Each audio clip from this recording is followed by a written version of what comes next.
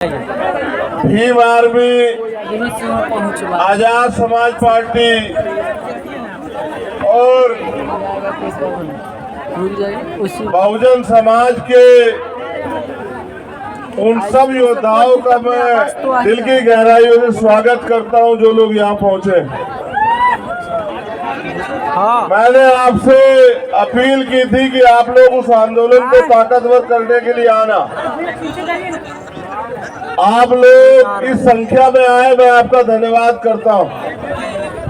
लेकिन घर जा रहे हैं, ठीक, क्योंकि लड़ाई हमारी अपनी है, लेकर आइएगा ना, और इस लड़ाई को हमें अपने कंधों पे, अपने सहारे से, अपने पैरों पे खड़े होकर लड़ना है। हम जरूर मिल लेंगे कभी, ठीक। तो हमें अपनी ताकत को और बढ़ाना पड़ेगा। जब हमारी ताकत बढ़ेगी तभी हमारे मुद्दों पे, हमारी समस्याओं पे सरकारें गंभीर होंगी।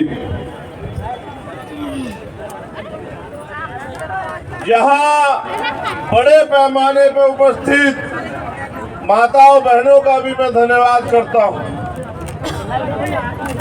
बहुजन समाज के लोगों, आज जो हालात पूरे देश में हो चुके हैं, इन हालातों से लड़ने के लिए हमें आज नहीं तो कल हक अधिकार की इस लड़ाई में अपने योगदान को निभाने के लिए तैयार होना है। ये बिहार है, मैं पूरे देश में घूमता हूँ। बिहार के साथ जो अन्याय हुआ है, समय समय पे बहुत सी सरकारें यहाँ रही, लेकिन आज भी सबसे ज्यादा अगर रोजगार के लिए किसी प्रदेश के लोग जाते हैं तो वो बिहार के लोग जाते हैं।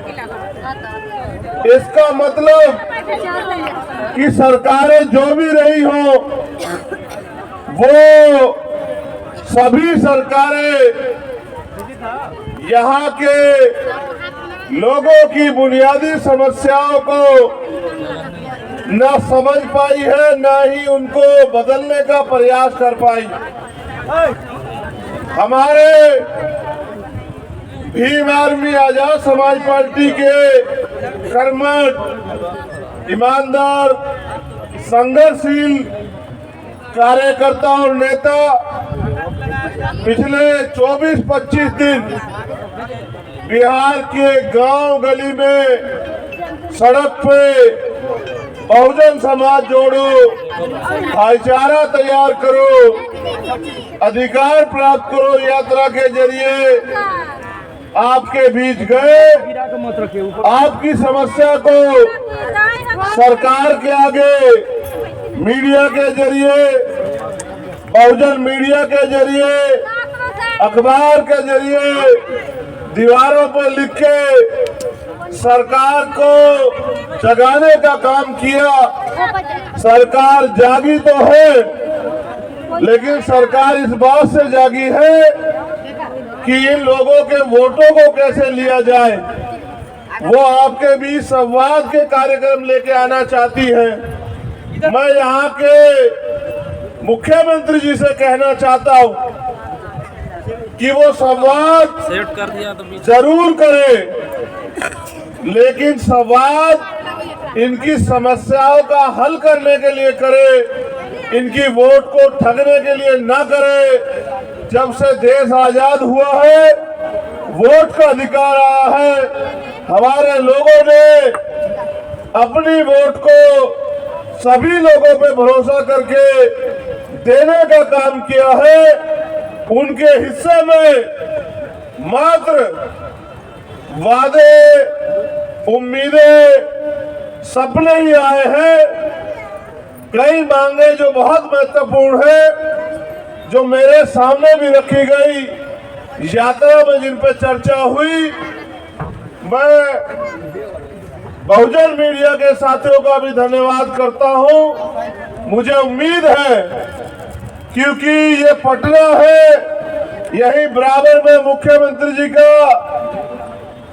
की पार्टी का कार्यालय है, विपक्ष के भी कार्यालय है, जो सहयोगी साथी है सरकार के उनके कार्यालय भी है। तो शायद उन तक मेरी आवाज जाएगी और हो सकता है आपकी ताकत को, आपकी वोट को, आपके संघर्ष को ध्यान में रखकर हो सकता है कि वो आपकी मुद्दों को सुनने का, उनको निवारण करने का वोट के कारण ही चाहे काम करे।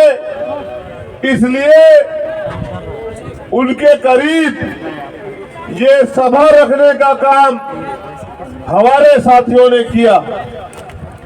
जो प्रमुख मांगे हैं, मैं उम्मीद करूंगा कि मुख्यमंत्री जी उनका संज्ञान लेंगे, और अगर नहीं संज्ञान लेंगे तो हम पे यही रास्ता बचेगा, जो रास्ता आज हम इख्तियार नहीं कर रहे हैं, कि अगली बार हमें इन मुख्यमंत्री का घेराव भी यहाँ बड़े पैमाने पे करना पड़ेगा और इनको मजबूर करना पड़ेगा कि ये हमारी मांगों को सुने। हमारी सबसे प्रमुख मांग है, 22,000 से ज्यादा मामले एससी के यहाँ लंबित है। एससी आयोग का गठन यहाँ हो जाना चाहिए था। सरकार की नजरों में ये कोई बड़ी समस्या नजर नहीं आई, इसलिए उन्होंने आयोग का गठन नहीं किया।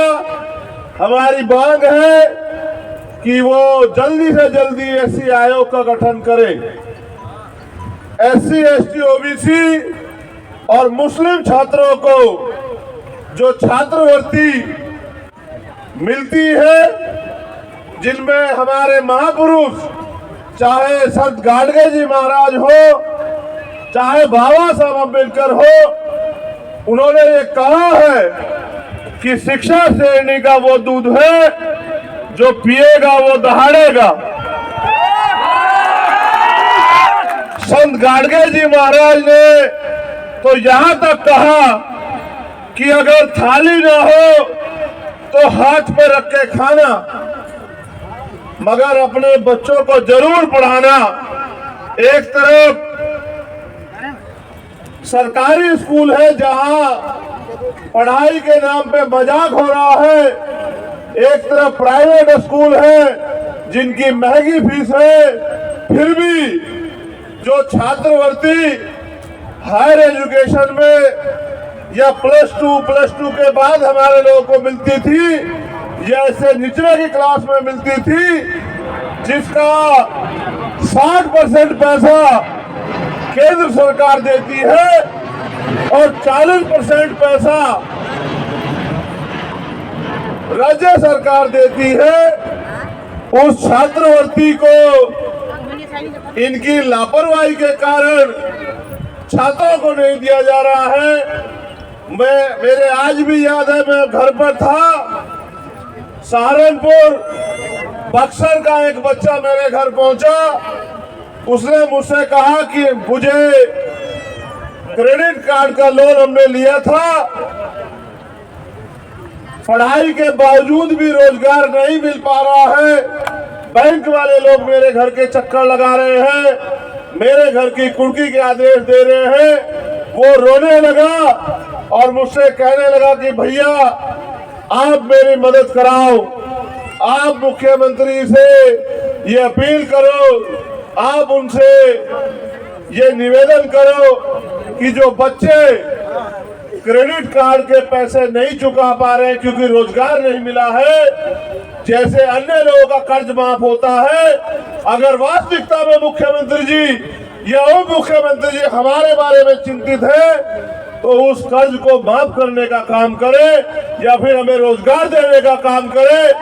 तो मैं ये कहना चाहता हूं, वास्तविकता में सरकार बहुजनों की है, तो छात्रवृत्ति का पैसा अन्य मदों से लाकर उस पैसे को हमारे बच्चों के लिए देने का काम करे और क्रेडिट कार्ड का जो लोन का जो पैसा है उसको माफ करने का काम करे। पूंजीपति सरकारों के जो मित्र हैं, जो सेंटर में बैठे हैं, वो अपने लोगों का लाखों लाखों करोड़ का कर्ज माफ करते हैं। आप अपने बच्चों का कर्ज नहीं माफ कर सकते तो फिर ये सरकार हमारी कैसे? हमारी ये भी मांग है कि बड़े पैमाने पे एससी के लोग, एसटी के लोग जो रोजगार के रूप में ताड़ी का काम करते हैं, तो ताड़ी को कर्सी का दर्जा मिलना चाहिए, जिससे कि उनको रोजगार मिले और कोई आय का साधन खड़ा हो। बिना आय के साधन के वो भूखमरी बेबसी का शिकार हो रहे हैं। सरकार के नागरिक है इस प्रदेश के, सरकार को सोचना चाहिए। अगर हमें अवसर मिलेगा तो हम ताड़ी को कर्सी का दर्जा दिलाने का काम करेंगे, लेकिन इस सरकार से भी मेरा अनुरोध है कि वो ताड़ी को कर्सी का दर्जा दिलाने का काम करे। तालीमी मरकज टोला सेवक को नियमित करने का काम करे, ऐसी भी हमारी मांग है। और अगर वास्तविकता में सरकार कमजोर वर्गों के प्रति सचेत है, उनका भला करना चाहती है, तो नफरत के नाम पे जो मॉब लिंचिंग होती है, जिसका बड़े पैमाने पे शिकार दलित, आदिवासी और मुस्लिम होते हैं, तो मॉब लिंचिंग के खिलाफ एक सख्त कानून बना के इन लोगों की रक्षा करने का काम सरकार करे।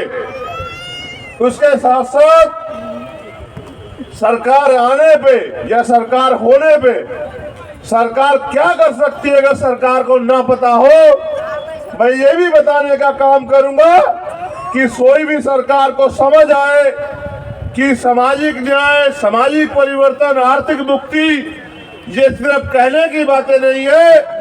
अगर सरकार आने पे भी आप अपने वर्ग के लोगों को इसका लाभ नहीं देते, तो सत्ता में बैठ के गाल बजाई करने का कोई फायदा नहीं है, सत्ता की कुर्सी से चिपकने का कोई फायदा नहीं है। अगर सरकार एससी, एसटी, ओबीसी, माइनॉरिटी के प्रति सचेत है, तो एससी, एसटी, ओबीसी, माइनॉरिटी के लोगों को जो सरकारी ठेके हैं उनमें आरक्षण देने का काम करे। ये आरक्षण की व्यवस्था होने से मैं जिम्मेदारी से कहता हूं, इन्हीं वर्गों के बीच से नए ठेकेदार पैदा होंगे, पैसे वाले लोग पैदा होंगे, और उस पैसे से वो अपने वर्गों के हितों के लिए काम करेंगे। एक नया समाज बनेगा जो आर्थिक रूप से मजबूत होगा। एससी, एसटी, ओबीसी के लिए जब हम केंद्र की बात करते हैं तो उनसे हम ना उम्मीद है, क्योंकि ना वो सरकार हमारी है, ना उनको हमारे मुद्दों से मतलब है। वो तो हमारा वोट लेके हमारे लोगों को लूटने का काम करती है। तो हमारी ये मांग है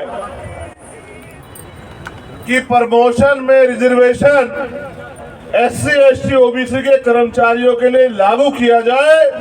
अगर ये सरकार वास्तविकता में बहुजन समाज के लोगों का हित चाहती है, ये सरकार जातिगत जनगणना करा रही है, उसके लिए तो मैं उनको धन्यवाद देता, लेकिन जातिगत जनगणना कराने के बाद करेगी क्या? तो मैं ये सरकार को रास्ता दिखा रहा हूं कि जातिगत जनगणना करा के, क्योंकि अब 2022 के आदेश के बाद सुप्रीम कोर्ट के 50% की सीमा खत्म हो गई है, तो सरकार बिहार में सबसे पहले 100% रिजर्वेशन लागू करे। जिसकी इतनी संख्या भारी, उसकी इतनी हिस्सेदारी। 52% ओबीसी को 52% आरक्षण दे। जो आबादी दलित, आदिवासियों की है उनको उनके बराबर आरक्षण दे। जो आबादी मुस्लिम समाज की है उनके बराबर आरक्षण दे। और जो आबादी स्वर्ण समाज की है 5-7-10% तो उनको भी हमारा अधिकार न लूटने दे, उनको भी उनकी संख्या के आधार पर व्यवस्था कराए कि जो हमारा अधिकार छीन रखा है वो बंद हो। सरकार को एक और काम मैं बताना चाहता हूं। मैं कल लखनऊ में था, वहां रेलवे के कर्मचारी मेरे पास आए, जबकि वो सेंटर के अधीन है, मगर मैं यहाँ की सरकार से कहना चाहता हूँ कि सरकार चाहे तो इन वर्गों के कर्मचारियों का भला करने के लिए पुरानी पेंशन को वो बिहार में शुरू कर सकती है, जिसका बड़ा लाभ इन वर्गों के कर्मचारियों को मिलेगा और वो अपने पैरों पे खड़े रहेंगे। आने वाले समय में पे बैक टू सोसाइटी के जरिए वो समाज में महापुरुषों के आंदोलन को चलाने का काम करेंगे। और इसके बाद जहां तक मुझे जानकारी है, 8 लाख एकड़ जमीन यहाँ सरकारी 8 लाख एकड़ जमीन है,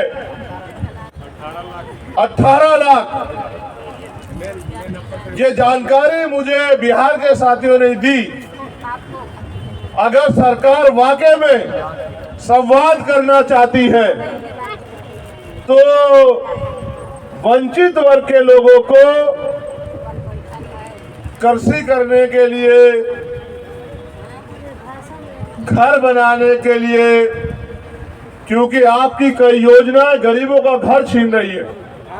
जो 30 साल से लोग बसे हुए हैं, बक्सर में उन्होंने मुझे आके बताया कि सरकार योजना चला रही है, बहुत अच्छी बात है, लेकिन अपने लोगों के घर उजाड़ के तालाब बना के कौन सी योजना आप चलाने का काम कर रहे हैं। इसलिए अगर सरकार करना चाहती है, आज आपके पास मौका है। उस जमीन को, क्योंकि हमने उत्तर प्रदेश में देखा है, मान्यवर काशीराम साहब कहते थे कि जो जमीन सरकारी है वो हमारी है, तो उस जमीन को गरीबों में बांटने का काम करे, जिससे ये गरीब खेती या अन्य कोई रोजगार करके अपने पैरों पे खड़े हो। आपके पास मैंने कई रास्ते आपको दिखाए। आप देश की सत्ता में भी जाने की बात करते हैं, ऐसी चर्चाएं भी है, लेकिन जब आप मुख्यमंत्री बनके अपने प्रदेश में काम नहीं कर सकते तो देश की सत्ता पे आपको कौन बिठाएगा। यही वर्गों के लोग वोट के आधार पे वोट देके तय करते हैं कि देश की सत्ता पे कौन बैठे। ये ठगे गए हैं, लेकिन अब भीम आर्मी आजाद समाज पार्टी के जरिए हमारे नेता कार्यकर्ता गांव-गांव जाके हमारी माँ बहनों को, बुजुर्गों को, नौजवानों को समझाने का काम कर रहे हैं। अब ये ठगे में नहीं आएंगे, अब हम मांगेंगे नहीं, ये लड़ाई हिस्सेदारी की है। तो मैं आपसे अपील करता हूं कि यहाँ से जाने के बाद मेरे साथियों सोना मत। हमारे नेता भाई जौहर आजाद जी, अनिल प्रधान जी, रवि कुशवाहा जी, अमर ज्योति जी, अबूजर खान जी और तमाम नेता, निशान जी, वो सब लोग, अमित पासवान जी बहुत मेहनत करते हैं, आपके बीच में रहते हैं, हर अन्याय का सामना आंख से आंख मिला के करते हैं, आपकी आवाज को उठाते हैं। उनके हाथों को मजबूत करने का काम करना, उनकी ताकत बनने का काम करना, उनको आगे बढ़ने के लिए उनके साथ खड़े रहना, तो आपके अधिकारों पे कोई डाका बिहार में नहीं डाल पाएगा, ऐसा मेरा मानना है। इन मांगों के लिए हम सरकार को 1 महीने का समय देते हैं। सरकार के पास 1 महीने का समय बहुत है। अगर 1 महीने के अंदर सरकार इन मांगों को नहीं मानती है, हमारे प्रदेश अध्यक्ष तो अभी से तैयार बैठे हैं, वो तो 20 मार्च कह रहे हैं कि 20 मार्च तक अगर सरकार हमारी मांगों को नहीं मानेगी तो हम बिहार में जेल भरो आंदोलन शुरू करेंगे, लेकिन अपने लोगों के अधिकारों को अब किसी को आपको डकारने ठगने नहीं देंगे। मैं यहाँ पहुंचा हूँ इस उम्मीद के साथ कि बिहार में भी आप लोग अपने पैरों पे खड़े होंगे। आपके पास रास्ता है मेरे साथियों, आपको ये तय करना है कि आप बैसाखियों के सहारे रहोगे या अपने पैरों पे खड़े होंगे। बैसाखी आपने इतने दिन देखी, बताओ आपकी जिंदगी में क्या बदला, और अगर नहीं बदला है, बदलना चाहते हो तो फिर जमीन पे जाके काम करो। मुझे आपसे बड़ी उम्मीदें हैं क्योंकि बिहार की धरती बड़ी क्रांतिकारी धरती है। बिहार से जो क्रांति आंदोलन चलते हैं वो देश की सत्ता को पलट देते हैं। मैं भी ये उम्मीद करता हूँ कि बिहार के साथी अपने हक अधिकारों के लिए जहाँ भी अपने पैरों पे खड़े होने का काम करेंगे। और मुझे उम्मीद है कि जो गरीब के बेटे मैंने यहाँ अपने प्रतिनिधि के रूप में आपके बीच भेजे हैं, आप उनके हाथों को मजबूत करने का काम करोगे। आप यहाँ आए, इस गर्मी में भी अपने साधनों से आए, यहाँ डटे हुए हो, मैं आपका दिल की गहराई से धन्यवाद करता हूँ। आपको बहुत बहुत मुबारकबाद देता हूँ। जो साथी मंच पे हमारे नेतागण हैं, यहाँ के सभी जिला अध्यक्ष, सभी प्रखंड अध्यक्ष, सभी मंडल अध्यक्ष, प्रदेश कमेटी के लोग, राष्ट्रीय कमेटी के लोग, विजय जी यहाँ पहुंचे हैं, राहुल जी, राजेंद्र यादव जी के जो हमारे बेटे राहुल भाई यहाँ पहुंचे हैं, मैं उन सब का भी धन्यवाद करता हूँ। हमारी महिला शक्ति का भी धन्यवाद करता हूँ क्योंकि मैंने उन्हें सुना, वो बड़े अपने अधिकारों के प्रति जोश में है। आप उनको ताकत देना, वो आपको निराश नहीं होने देंगे। बहुत बहुत धन्यवाद। जय भीम, जय भारत, जय संविधान, जय मंडल, जय जोहार। और अपनी लड़ाई को अपने पैरों पे इसी तरह से आप लोग आगे बढ़ाते रहे। बहुत बहुत धन्यवाद। जय भीम।